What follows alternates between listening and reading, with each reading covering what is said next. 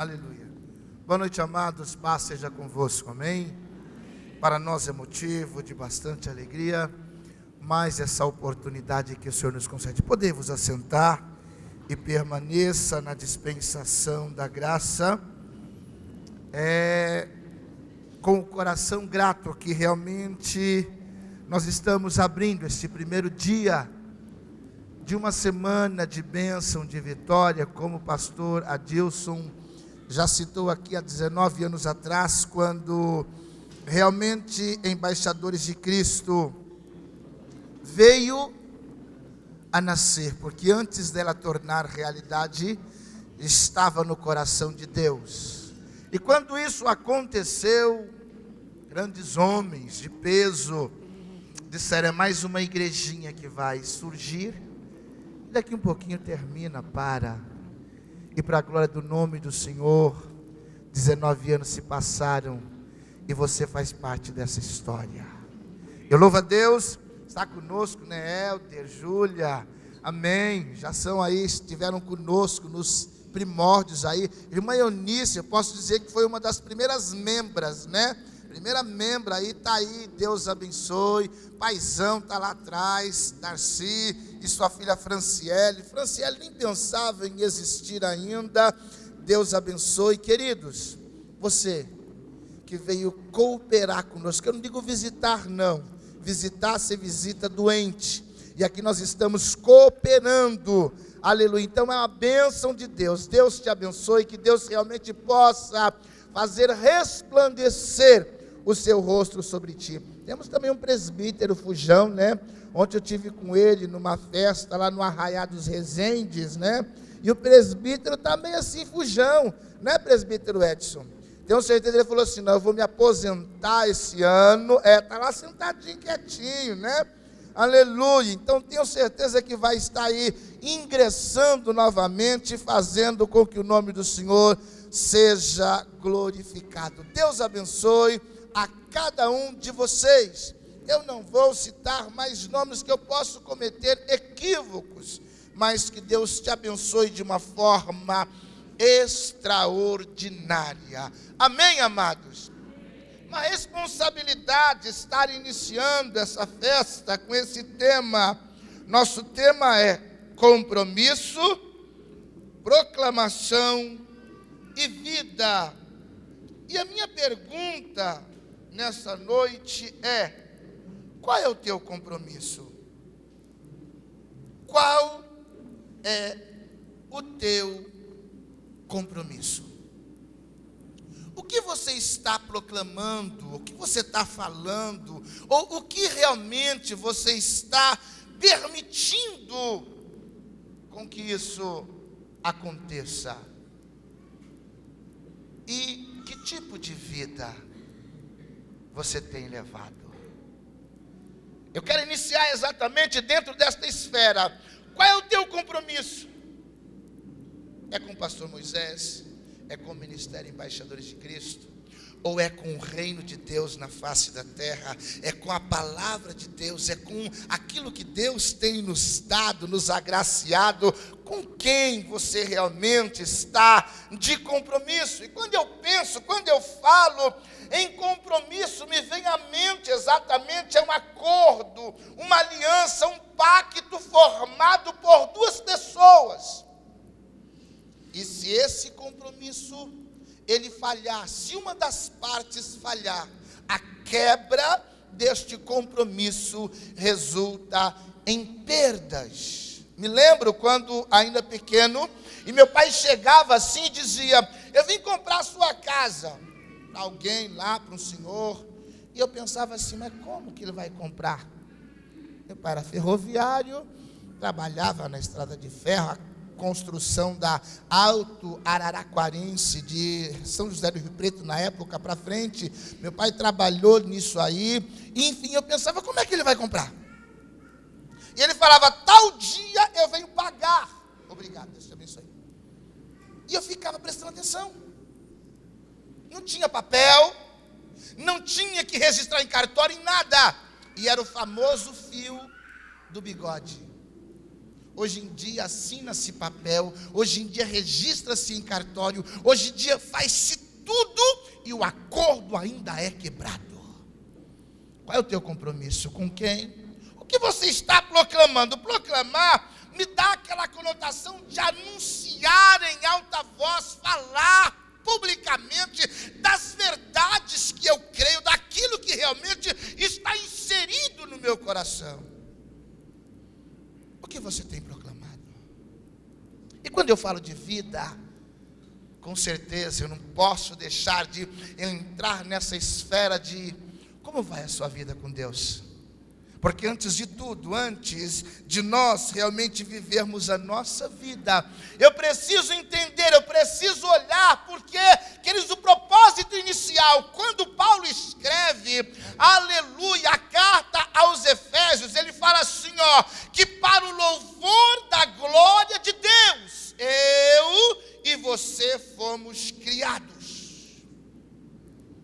Então, quando eu falo de vida com Deus, eu falo de uma eterna adoração constante, a despeito de qualquer coisa que você esteja vivendo, a sua vida tem que ser motivo de adoração.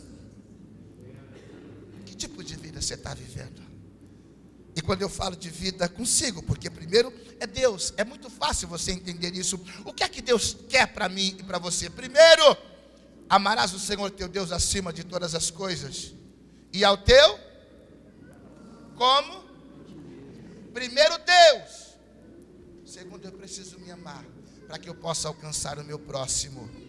Terceiro lugar, vem exatamente o seu trabalho. Em quarto lugar, vem a sua igreja. Em quinto lugar, vem a sua vida social. Se você estabelecer essa métrica, você vai desfrutar do melhor. Quando eu falo de vida consigo, eu olho exatamente quando Deus faz o jardim, Ele monta o jardim e coloca o homem no jardim e fala assim, desfruta do melhor.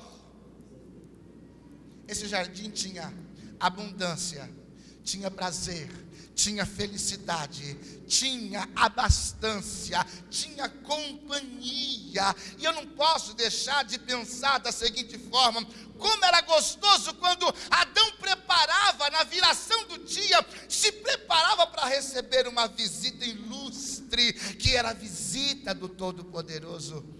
E o Todo-Poderoso olhava para ele, quando ele falava exatamente, olha, eu coloquei nessa ave aqui, eu coloquei o nome de avestruz, porque a Bíblia fala, tudo que o homem deu nome, isso foi o seu nome, o que o homem chamou, isso foi o seu nome. Olha, isso aqui é essa ave grande avestruz. Deus olhava assim, coroa da criação, obra das minhas mãos, projeto inicial. Deus olhava para o homem e todo dia a mesma coisa acontecia, até que, presta atenção, eu falei hoje de manhã, era normal animal falar, porque se não fosse normal, você imagina a serpente Eva.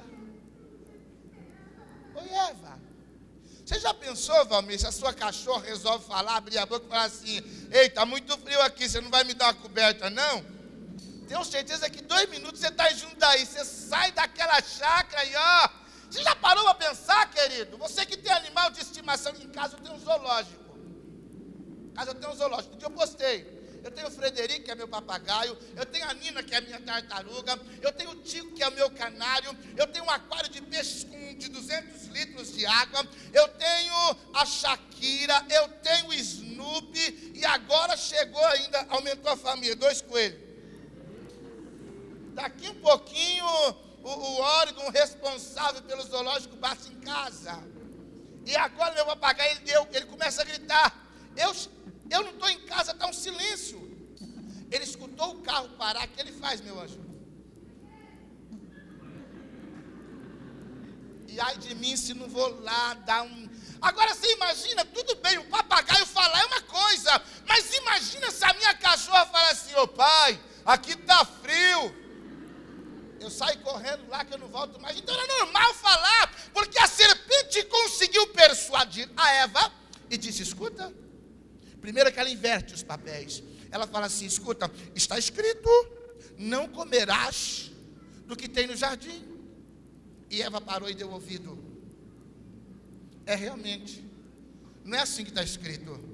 Está escrito que de tudo eu posso, eu só não posso comer da árvore que está no centro do jardim. Comeu, deu para Adão, e na viração do dia Deus chega e novamente chama Adão,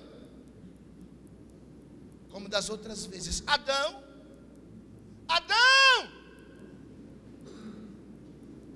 Ele fala: ouvi a tua voz e temi, porque estava nu. Deus dá uma chance para ele, fala assim: comestes tu da árvore que eu te ordenei que não comestes?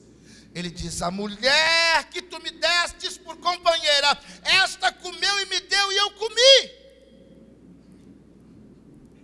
Deus automaticamente traz uma sentença para o homem: a partir de hoje, no suor do seu rosto comerás o teu pão, até que te tornes ao pó, porque do pó fostes tirado.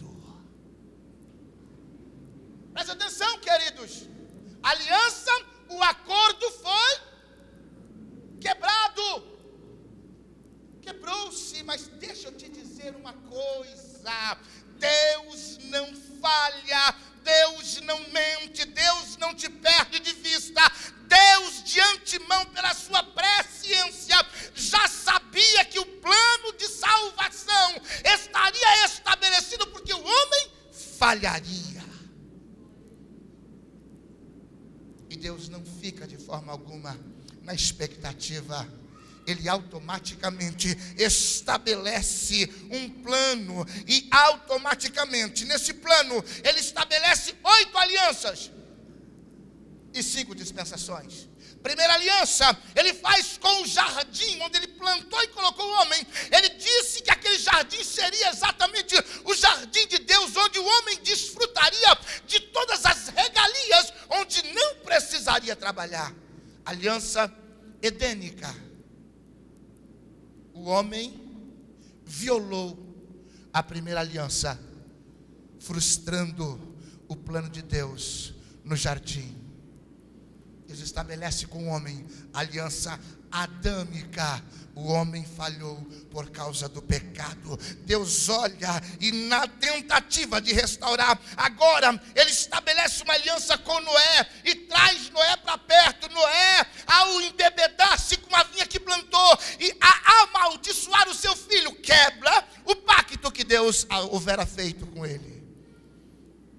A tentativa de Deus restaurar o compromisso, estabelece uma aliança com Abraão e fala: Abraão, agora você é o pai na fé, não vai ter jeito. Abraão frustra essa aliança quando quebra o pacto, mentindo, dizendo que Sara era sua irmã em vez de ser sua mulher.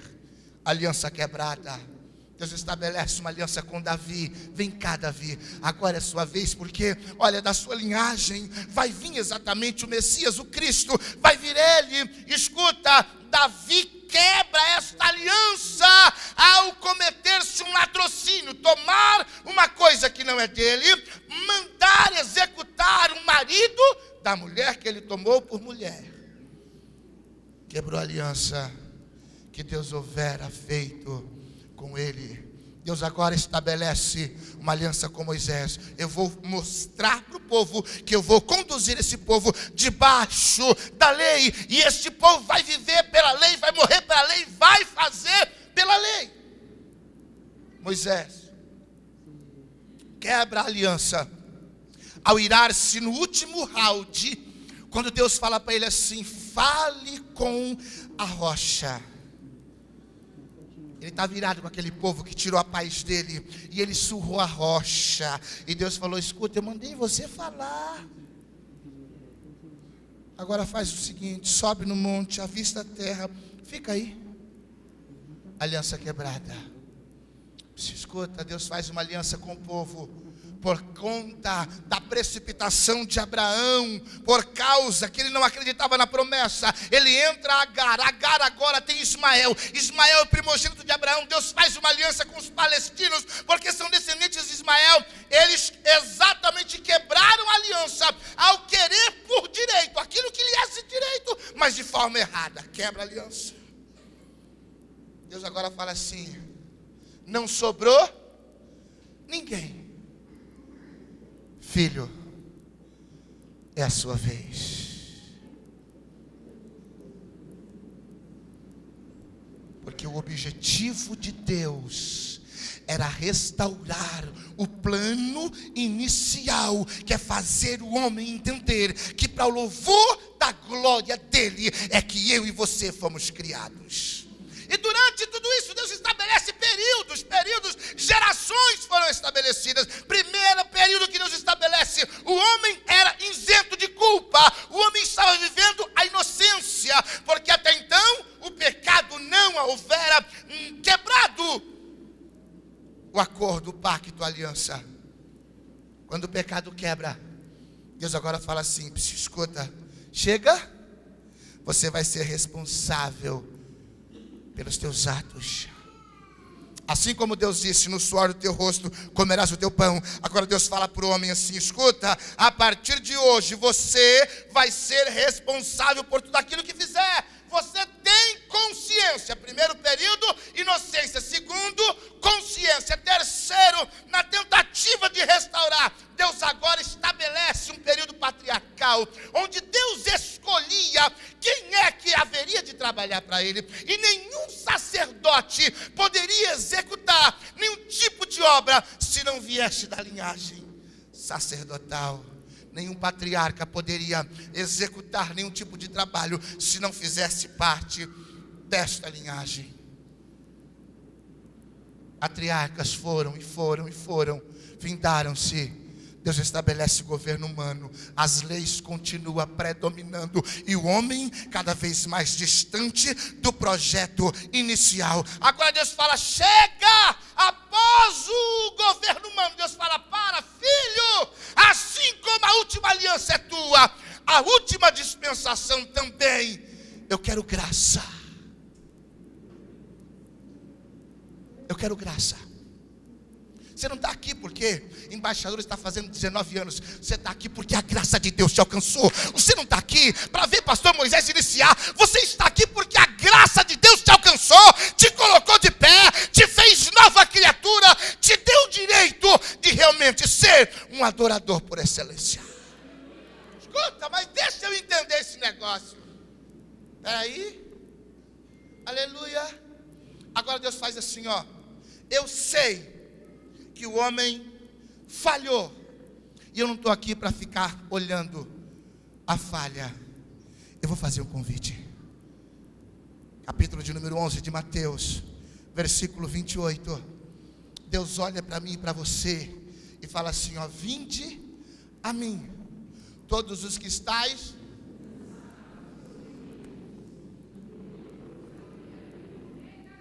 Eu vou aproveitar para eu aplicar. Você cansou de fazer do seu jeito? Cansou de fazer do seu jeito, não deu certo? Cansou de escrever uma história falida, fracassada? Cansou de realmente estar escrevendo, lendo e não tendo resultado? Cansou? A pergunta, ou melhor, a colocação de Deus para mim e para você é: escuta, vinde a mim todos os cansados e sobrecarregados, e eu vos aliviarei. Escuta! Eu sabia que o homem realmente precisava de um descanso pós uma vida toda de pecado. Ele sabia que o homem precisava de um descanso. Eu quero aproveitar para profetizar para a tua vida. Nesta noite, nesse primeiro convite, Ele está te tomando nos braços, dizendo: descansa, porque eu resolvi reescrever a sua história. Escuta! Isso é um período. Agora Deus olha novamente e fala: mas espera aí, eu não posso deixar o homem só descansando, eu preciso mais. O homem precisa de algo mais. Qual é? Primeiro ele fala: vinde. Segundo convite: vinde após mim. Sabe por que você está aqui nessa noite? Porque o Todo-Poderoso está assim, ó. Lembra? Quem conhece aquela brincadeira, siga o mestre? Quem se lembra? Quem se lembra? Ele está dizendo assim, ó, siga o mestre. Vem, me segue, me segue, me segue, me segue. Você cansou de andar os seus passos? Você cansou de viver a sua vida? Essa vidinha, escuta, pequena, míope, porque o seu compromisso foi falido, foi quebrado. O Todo-Poderoso nesta noite me autoriza te convidar, vinde após mim. Ele está dizendo para mim, para você, escuta, entenda, porque o meu propósito é restaurar o pacto inicial. Deus não te perde de vista. O compromisso dele contigo é fiel. Por isso que Paulo escreve assim, ó: se sofremos com ele também reinaremos. Se o negarmos, ele também nos negará. Se formos infiéis, ele permanece fiel, porque não pode negar-se a si mesmo. O compromisso inicial de Deus está de pé para mim e para você. E Deus quer te alcançar e vai te alcançar. Presta atenção, terceiro convite. Primeiro, descansa. Segundo, me segue. Terceiro, aprenda comigo. Versículo 29 do capítulo 11 diz assim, ó: e aprendei que sou e encontrareis descanso para as vossas almas. Deus me trouxe nessa noite para profetizar para você. Cansou, crente?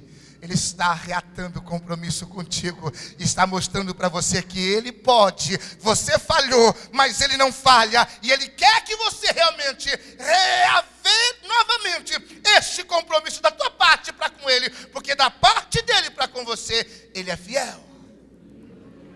E, em última instância, é uma ordem imperativa. Ele fala para você e para mim assim, ó: ide, fazei discípulos. Primeiro você descansa. Segundo, você começa a observar como é que ele faz. Terceiro, você aprende com ele. Quarto, você segue avante com um compromisso de levar, de proclamar a palavra do Senhor até os confins da terra. Ele fez isso com a igreja primitiva. Os discípulos começaram a indagar e ele fala assim: fica na cidade de Jerusalém. Vocês precisam perder o medo. Vocês precisam jogar fora a ansiedade. Vocês precisam se realmente eliminar tudo que impede. Fica na cidade de Jerusalém até que do alto sejais revestidos de poder. E depois ser-me-eis testemunha, tanto em Jerusalém como em toda a Judéia, Samaria e até os confins da terra. Escuta, feito isso, então tá. Deus agora renova, restabelece o compromisso de vida para com o ser humano. E eu quero nesta noite analisar uma vida de um homem que reviu, que refez, que reatou o seu pacto, o seu compromisso e a sua aliança com Deus. Abre a sua Bíblia e deixa aberto comigo Atos dos Apóstolos, capítulo de número 9. Deixa que nós vamos seguir aí e automaticamente compreender o que é que Deus diz para mim e para você. Atos dos Apóstolos, capítulo 9, versículo 1 e 2. Lê comigo, está aqui projetado. 1, 2, 3.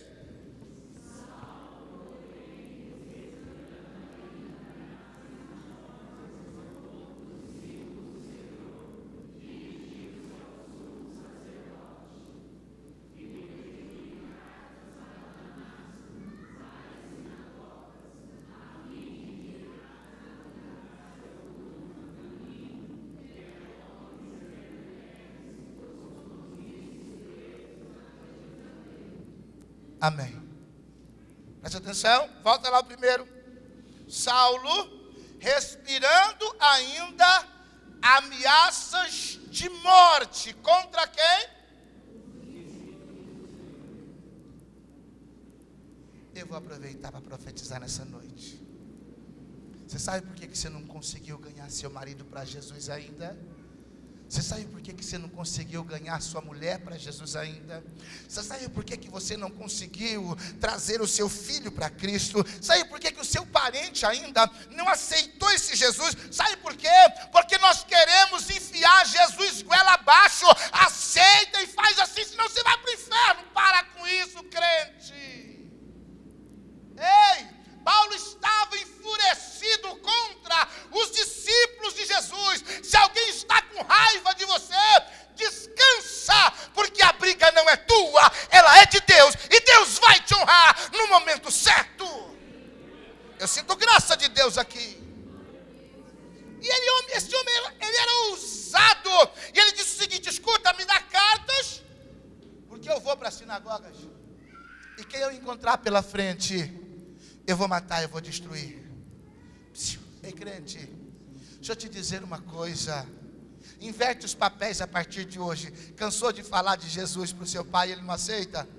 Fala dele para Jesus. Jesus continua aceitando. E no momento certo, Deus vai alcançar e vai conceder a bênção. O próprio apóstolo Paulo disse que a nossa briga não é contra a carne e o... mas sim contra.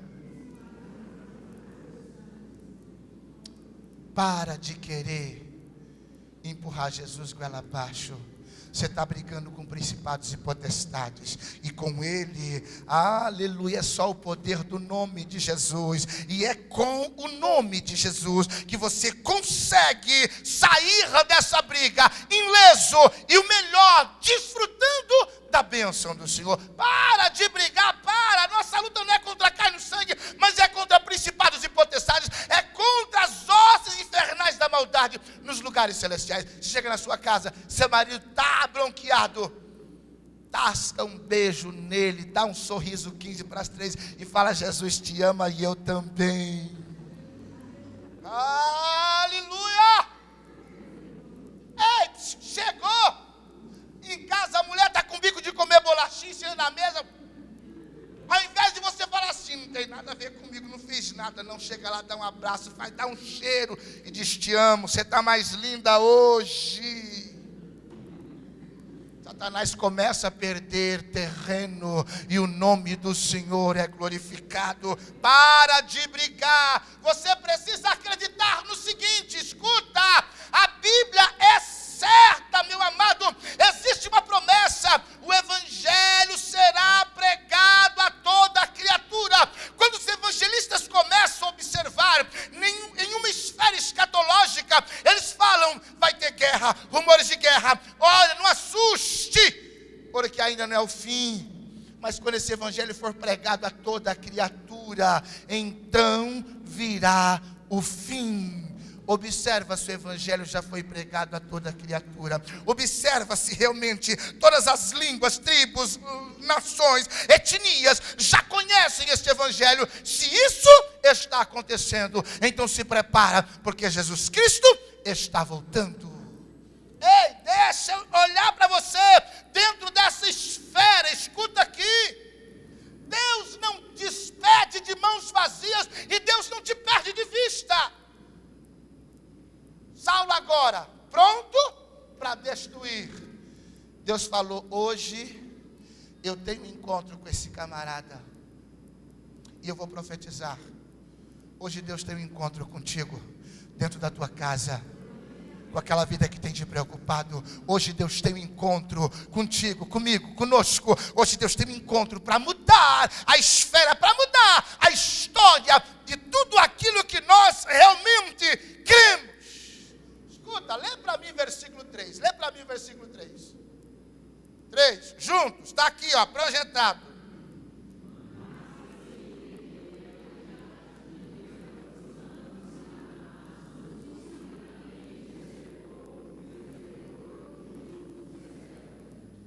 Escuta. Mas seguindo de viagem, ele saiu certo de que ele destruiria. Às vezes nós nos esquecemos do salmista quando ele escreve: nenhum mal te sucederá, nem praga alguma chegará à tua tenda. Eu vou profetizar, querido, lança o medo fora, porque esta palavra é fiel e verdadeira. Lança fora.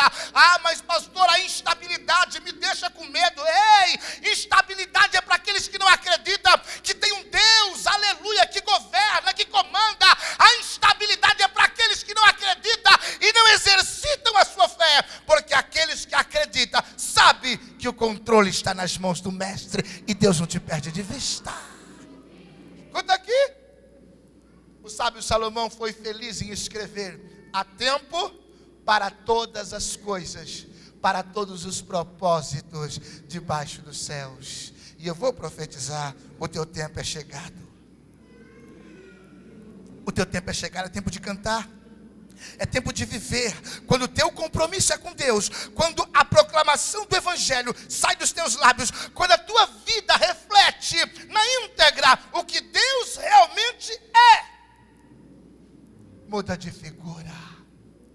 Escuta aqui, crente, preste atenção. Quando Paulo escreve assim, porque o amor de Deus nos constrange. Isso quer dizer, aperta com força. O amor de Deus nos constrange, aperta com força. Agora Paulo olha, melhor Saulo, porque Paulo foi os romanos que colocaram o nome para mostrar superioridade e enfim para mostrar o poder. Então tira de Saulo e fala Paulo, mas é Saulo de Tarsis. Agora Saulo realmente cercado por um esplendor. Veja o que é que diz o versículo 4. O que é que diz o 4? O que é que diz o 4 aí?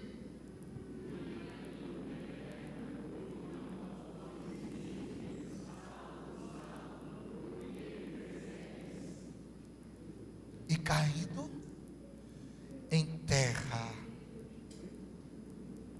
ouvi uma voz que dizia: Saulo, Saulo, por que me persegues?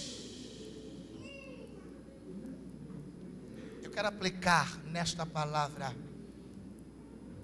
a seguinte colocação: reavalie a sua vida diante de Deus.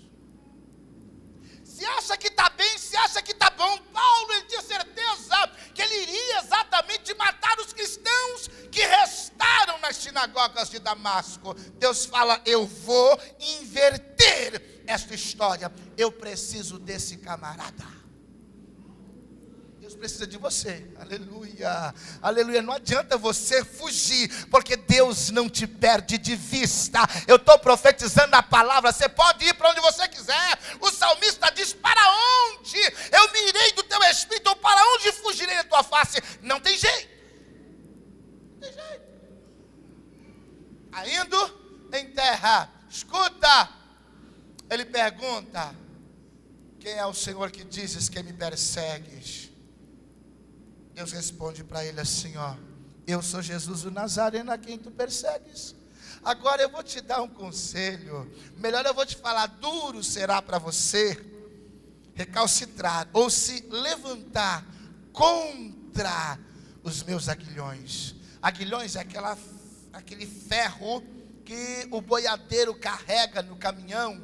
Quando o boi cai, então para ele não ser pisado pelos demais, aquele ferro tem uma ponta de metal e aquele ferro dá choque. Então quando realmente aquele ferro encosta no boi, dá aquele choque, o boi se desperta, se levanta e não morre pisoteado pelos outros. Deixa eu te dizer uma coisa: Deus não vai te dar um 220, nem um 110, nem um 360. Deus vai descarregar 11.000 volts na sua vida e ninguém vai mais te segurar. Você vai poder proclamar em alto e bom som: eu sei quem é o Senhor. Escuta, primeira inversiva que eu vejo da pergunta, porque sempre parte de Deus para com aqueles que precisam. Mas agora Paulo fala assim: Senhor, o que eu preciso fazer? Lê para mim o 5, lê para mim o 5. Olha o que é que ele diz. Lê para mim o 5, o que é que ele diz?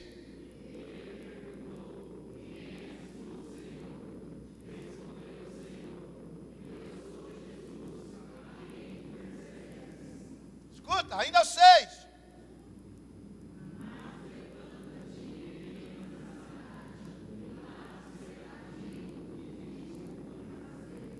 Escuta, eu vou ler na minha versão aqui, que diz assim, o versículo 6. E ele, tremendo, atônito, disse: Senhor, que queres que eu te faça? E disse-lhe o Senhor: levanta-te, entra na cidade, e lá te será dito o que convém fazer. Eu vou abrir um leque aqui, nessa colocação de Deus. Deus falou assim: Paulo, Saulo, eu quero que você me conheça. Saulo, eu quero que você me conheça. Eu sou Jesus a quem tu persegues, mas até agora você só ouve falar. Eu quero que você me conheça. Escuta aqui, crente. Aí por volta do capítulo 12 da segunda carta de Paulo aos Coríntios, ele começa dizendo assim: conheço um homem que há 14 anos, se no espírito não sei, se fora do espírito também não sei, foi arrebatado até o terceiro céu. Se no espírito, se fora do espírito, não sei, Deus o sabe. Mas ele viu coisas inefáveis que não se era lícito falar. Paulo agora começa a ter uma experiência com Deus. O compromisso de Paulo agora passa não mais a ser com os sacerdotes, mas passa a ser com Deus. E ele fala: eu vi. E para que ele não se tornasse alguém superior, a Bíblia fala, foi-lhe dado um espinho na carne, a saber, um mensageiro de Satanás, que o esbofeteava constantemente, para que ele não se gloriasse. Eu não vou me ater ao espinho, eu quero que você entenda, nessa colocação, vai, e eles vão te ensinar o que você precisa fazer.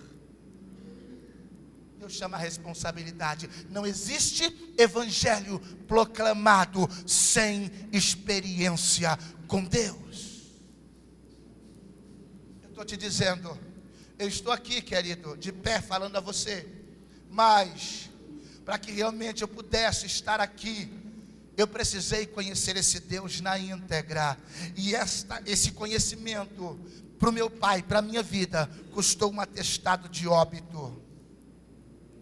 Seu pastor tem um atestado de óbito que morreu, mas como não estava na época de realmente acontecer, Satanás até o espremeu. Deus falou: ainda não é tempo, tira as suas mãos sujas daí, porque eu ainda vou levantar ele com ousadia, e ele vai dizer para você: fim de linha, você não tem mais como comandar. Não existe pregação do evangelho sem experiência com Deus. E Deus fala para Paulo: vai lá, e eles vão te ensinar o que você precisa fazer. Sabe o que é que eles estavam fazendo? Com certeza, na casa de Judas, não Iscariote, mas sim o Judas, do qual eles estavam reunidos. O objetivo naquela reunião era: Senhor, livra-nos de Saulo, ele está vindo aí, e ele vai vir para nos destruir, livra-nos. E Saulo chega lá, você acompanha a história aí, que ele põe-se a orar, não comeu, não bebeu, e começou a orar. Não existe proclamação do evangelho sem comunhão com Deus. Não existe proclamação do evangelho sem você ter vida com Deus. Não existe compromisso com Deus sem a sua vida refletir exatamente na íntegra aquilo que Deus tem para você. Escuta, 3 dias ele está lá orando. Eu vou abrir o leque. Deus fala para ele assim: eu quero que você me conheça. Segundo, vai lá que eles vão te ensinar. Eu tenho um desafio para você. Você aceita? Eu tenho um desafio para você, Paulo. Você aceita? Ele põe-se a orar. E quando ele entende o desafio, aleluia, ele escreve Gálatas capítulo 2, versículo 20: já estou crucificado com Cristo e vivo, não mais eu, mas Cristo vive em mim. Compromisso com Deus te leva a você sentir, ou melhor, exalar o bom cheiro de Cristo. Dá uma respirada olhada aí. Que perfume você passou hoje? Talvez você passou um importado, daqueles que só você tem. Mas não existe um aroma, uma fragrância acima do cheiro de Cristo, quando exala exatamente pelos teus poros, porque o Evangelho está realmente impregnado na tua vida, e não são as tuas palavras, mas as tuas atitudes, diz quem Deus é. Graça de Deus aqui. Primeiro, Paulo, eu quero que você me conheça. Segundo, eu tenho um desafio para você. Terceiro, agora, o preço é alto. Você está a fim de pagar? Aleluia. Compromisso com Deus não é clube da Avenca, não, viu? Tem muitos crentes que vêm para a igreja e tem uns evangelhos, ou melhor, uma evangeliquez aí, que olha, que muda tudo. Se aceita Jesus, aí você vive Alice no País das Maravilhas. Aí quando você se depara com o evangelho da cruz, que traz marcas no corpo, aí você fala, não me falaram disso.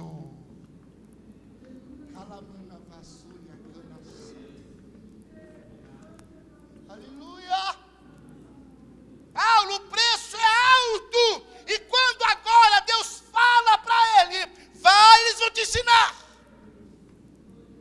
Agora Deus cata um discípulo, Ananias, e fala, Ananias, entra na cidade, na rua chamada direita, vai lá, procura na casa de Judas por um homem, por nome Saulo, porque eis que ele está...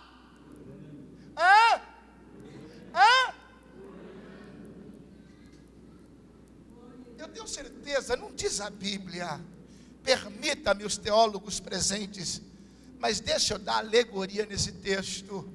Eu creio que Saulo começa a orar assim, Senhor, eu não entendo espinhos, mas se os mesmos faz parte desta cruz, eu os aceito. Não sou melhor que o meu Senhor, apenas servo sou, apenas servo e nada mais. Evangelho da cruz traz marcas, presta atenção, presta atenção, tem momentos de glória sim, tem momentos de glória como hoje, 19 anos de existência, é momento de glória, porque passamos por avalanche, passamos por circunstância, e Deus esteve conosco, e nos manteve de pé, e tem mantido de pé, até o presente momento. Ele é o Senhor da nossa vida. Escuta aqui, crente, escuta aqui, Paulo, você está disposto? Evangelho da cruz traz marcas.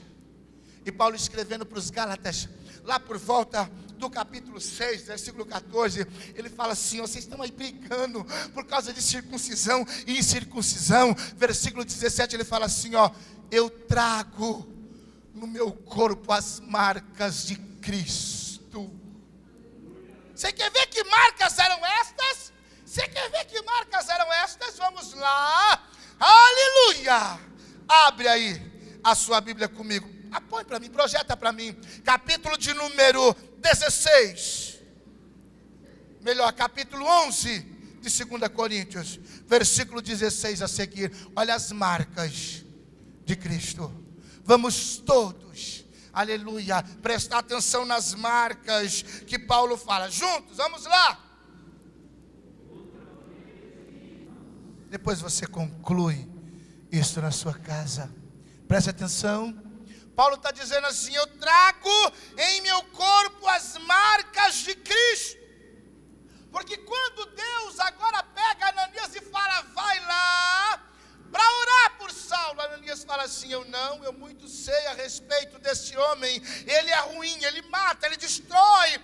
Deus fala assim, vai, porque ele é para mim um vaso precioso, e eu lhe mostrarei o quanto deves padecer pelo meu nome. Evangelho da cruz é evangelho que traz marca. Evangelho da cruz não dá ibope, porque não dá caneta, não dá carro, não dá casa, não dá chave para ninguém. Evangelho da cruz traz uma transformação de vida e te conduz à vida eterna. O teu compromisso precisa ser com o evangelho da cruz.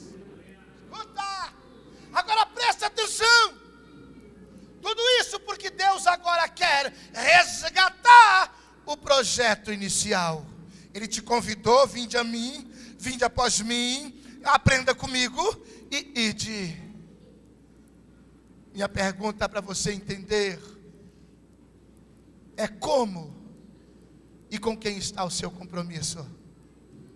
O que você tem falado? Como é que está a sua vida? Preste atenção. Compromisso com Deus dá estabilidade.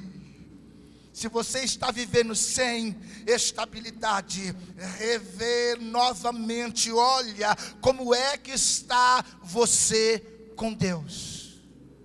Eu não quero que você pergunte para o seu irmão, é fácil eu perguntar, pastora Cláudia, como você está com Deus? Eu estou bem. Eu quero inverter nessa noite. Eu quero que você por um momento feche os teus olhos e fale: Deus, o Senhor está feliz comigo? Pergunta você para Deus, tenha coragem. Porque compromisso com Deus traz estabilidade. Se a sua vida anda à deriva, está faltando compromisso. Escuta, o compromisso, além de trazer estabilidade na caminhada, ele te leva a ter uma esperança renovada. Ele te leva a olhar exatamente para a sua vida e entender o seguinte: se eu estou nele, ele está em mim. As agruras da vida podem até me açoitar, mas jamais eu ficarei inseguro, porque ele está comigo. Ei, crente, escuta aqui, como é que está o seu compromisso com Deus? Paulo, depois de falar, tomei uma quarentena de açoites, em prisões, em perigos, de morte, muitas vezes naufragado, mas ele continua dizendo, e por desta feita ele estava preso, e ele vai lá e fala assim, para os crentes de Filipos: fica feliz. Outra vez eu digo, ficam felizes.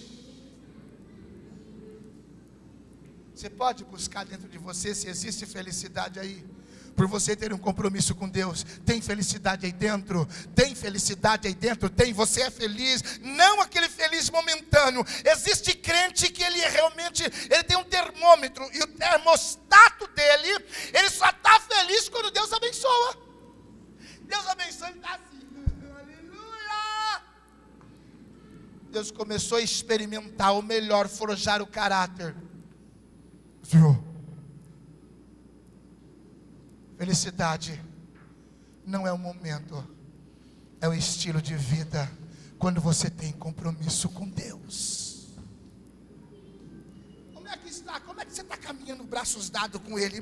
Você está caminhando realmente braços dados? Você fala e Ele automaticamente, às vezes até te interpela e fala: filho, descansa. Você está olhando apenas para o problema, mas já tem a solução que você não consegue ver. Eu estou no controle, descansa. Como é que está o seu compromisso com Deus? Presta atenção, deixa eu ir mais adiante. Quando eu proclamo o Evangelho da Cruz, eu começo a ter uma maturidade, e essa maturidade me leva a experimentar aquilo que ninguém ainda pôde experimentar, só eu mesmo. Você quer ver o que Paulo fala? Aquilo que os olhos, os ouvidos, não subiu, é o que Deus tem reservado para mim e para você. Deus tem reservado coisas grandes. Mas tem crente parado aí nessa vidinha, tem crente aí realmente estagnado, tem crente realmente vivendo o pior e achando que a culpa é desse ou daquele. Está faltando você rever o seu compromisso com Deus, e esse compromisso vai te levar a falar com ousadia e a viver com graça, porque Deus fez isso na intenção de alcançar e trazer o homem ao seu estado original. Escuta, deixa eu caminhar na conclusão.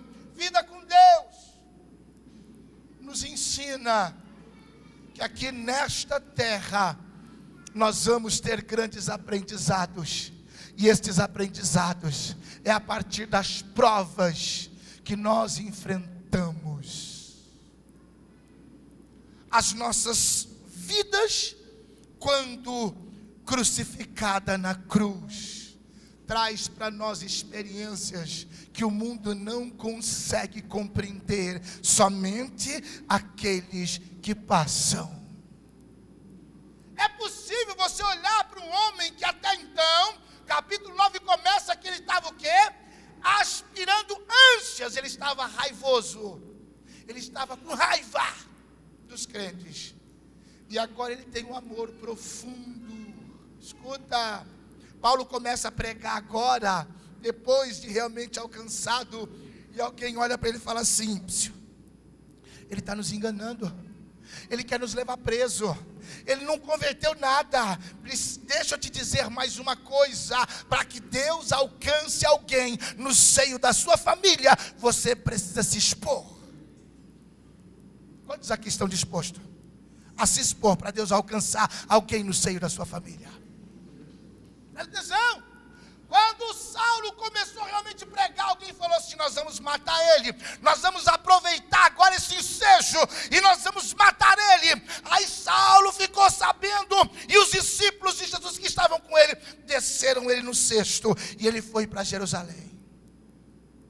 Chegou em Jerusalém, ele se enfiou no meio dos discípulos de Jesus, mas antes dele sair de lá, Barnabé se expôs, filho da consolação, se expõe e fala assim: ó, eu posso falar a respeito desse homem. Ele teve uma experiência com Deus, indo para Damasco, e o que ele fala procede. Você não precisa falar que você é crente, deixa alguém falar de você. Você não precisa falar que você é nada, deixa alguém falar: eu quero ir na igreja daquele fulano de tal, porque ele tem uma vida condizente, onde, olha, ele fala, ele compra, ele paga, ele fala, ele realmente cumpre, ele determina as coisas e as coisas acontecem. Olha, eu quero o Deus desse crente. Deixa as atitudes falar, e falar mais alto do que as tuas palavras. Deixa eu olhar agora para esse homem que realmente antes raivoso e agora pregador da palavra. Ele agora tem uma sensação de graça. Ele foi levantado aos gentios e ele prega realmente. Ele chega no Areópago e tem lá um arsenal de mais de 3.000 deuses. E ele viu uma plaquinha esquisitinha, perdida. E nessa plaquinha estava escrito assim: Vamir, ao Deus desconhecido. E ele começa, doutora Silvana, a falar do Deus desconhecido. E esse Deus desconhecido começou a ser propagado, e vidas rendiam aos pés do Senhor. Compromisso com Deus muda e molda caráter. Eu não vou me ater a isso, não. Eu quero preparar para exatamente você entender que o compromisso de Paulo, agora quando ele escreve para Timóteo, capítulo 4, versículo de número 6, ele fala assim: escuta, eu já estou sendo oferecido como bebida, vem ter comigo, vem ter comigo. E ele fala assim: escuta, eu tenho uma coisa para te dizer, Timóteo. Eu combati o bom combate. Sabe o que é que ele está dizendo? Eu afirmei, eu renovei, eu refiz o meu compromisso com Deus, e agora eu estou chegando no final, e eu quero realmente poder entregar para Ele a missão que o Senhor me entregou. Foi difícil, mas eu concluí. Aleluia. Compromisso com Deus não te deixa à deriva. Compromisso com Deus não te deixa no meio da estrada. Compromisso com Deus não te afasta da presença dEle, antes te dá segurança para que você caminhe. Paulo está dizendo: eu combati o bom combate. Quando ele diz assim, ó, eu acabei a carreira. Ele está dizendo: eu proclamei com ousadia o evangelho da cruz, o evangelho que para o mundo parece loucura, mas eu sei que é o poder de Deus. Ele está dizendo assim, eu guardei a fé. Sabe o que Paulo está dizendo? Eu concluí bem, e ainda me sobrou, eu ainda tenho em depósito a minha fé. Por mais que as agruras foram grandes, eu não perdi a minha fé. Fica de pé, crente. Fica de pé. Eu quero que você olhe agora para o compromisso que você tem com Deus. Que tipo de compromisso que você tem tido com Deus? É um compromisso que está te levando para os céus? Ou esse compromisso está assim? Não, eu resolvi quebrar o meu compromisso, porque o embaixador está completando 19 anos, e como eu disse, eu disse hoje pela manhã, pastor Adilson, eu posso dizer que ele é testemunha do meu chamado, porque é filho da casa. Presbítero Ivanildo, eu posso dizer que é testemunho do meu chamado, porque é fruto da casa. Aleluia. Doutora Silvana, eu posso dizer que é fruto e pode testemunhar do meu chamado. Ia lá em cima ainda, Valmir nem pensava em passar na frente. É testemunha do meu chamado. Pessoa aqui muito querida, é meu pai, que eu tenho como meu pai, é testemunha do meu chamado. Quando o diabo falou assim, eu vou destruir essa vida e essa família, Deus falou, abrace. Aleluia. E hoje é meu conselheiro, e mês que vem eu vou ter o privilégio de fazer bodas de ouro, 50 anos, de um casamento que eu sei que passou por vendavais, passou por tempestades, mas a mão do Senhor os segurou, e eles podem testemunhar, eu posso dizer, são testemunhas do meu chamado. Pastor André foi para casa, nem tamanho tinha, se bem que não cresceu muito não, mas é testemunha do meu chamado. Eu posso dizer, queridos, com graça, aqui existe vidas, que o Senhor me deu a graça de colocar uma sementinha, e hoje realmente eles podem testemunhar, dizendo, eu faço parte desta história, porque realmente Deus me alcançou. Eu quero te dizer, que só está começando uma semana de graça. Não perca não fica de fora, não fica de fora. Olha, amanhã, eu não vi ainda esse homem pregar, eu não vi ele ainda pregar. Mas eu vou te dizer, Deus tem uma palavra de vitória para a sua vida. Convide, traga. É uma semana. Nós vamos estar aqui dizendo, obrigado, valeu a pena. Eu quero convidar os líderes presentes para vir para frente, que nós vamos orar. Hoje nós vamos abençoar a igreja, pode vir toda a liderança presente. Eu já quero aproveitar e dizer assim, que a semana, passando a festa, nós teremos uma reunião com todo mundo, aleluia. Aí todo mundo, após a festa, para nós estarmos realmente ajustando aí aquilo que Deus tem para nós, e o nome do Senhor ser glorificado. Vem toda a liderança para frente. Você vai estender as mãos para a igreja, enquanto nós vamos adorar. Você vai estender as mãos para a igreja, e você vai abençoar. Mas abençoar mesmo, você vai dizer, Deus, o presente é nosso, e eu quero, pode vir para cá, aleluia, todo mundo aqui na frente, todo mundo aqui na frente.